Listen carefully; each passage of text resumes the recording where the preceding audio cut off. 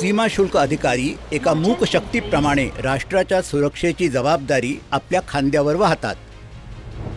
ते शांतपणे कोणताही गाजावाजा न करता देशरक्षेच्या कार्यात गुंतलेले असतात. सीमा शुल्क अधिकारी विमानतळावर प्रवाशांची कागदपत्रे आणि घोषणापत्रे तपासा. नियमांचे पालन करणाऱ्या प्रवाशांना आणि सामानाला जलद मंजुरी देणे. प्रवाशांना शुल्क मर्यादा आणि नियमांविषयी अचूक माहिती देणे.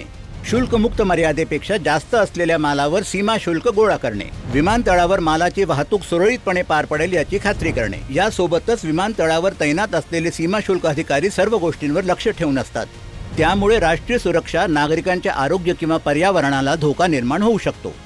देशात कोणताही प्रतिबंधित किंवा तस्करीचा माल प्रवेश करू शकणार नाही ह्याची खात्री करणे ही त्यांची जबाबदारी आहे. अत्याधुनिक तंत्रज्ञानाच्या मदतीने ते प्रवाशांच्या सामानाची तपासणी करतात, जेणेकरून कोणताही प्रतिबंधित किंवा लपवलेला अघोषित माल जप्त करता येईल आणि पुढील कारवाई करता येईल. तर आता जेव्हा कधी तुम्ही विमानतळावर एखाद्या सीमा शुल्क अधिकाऱ्याला त्याचे कर्तव्य बजावताना पाहाल, तो केवळ सामान तपासत नाहीये, तो देशाच्या सुरक्षेच्या पहिल्या फळीवर उभा आहे.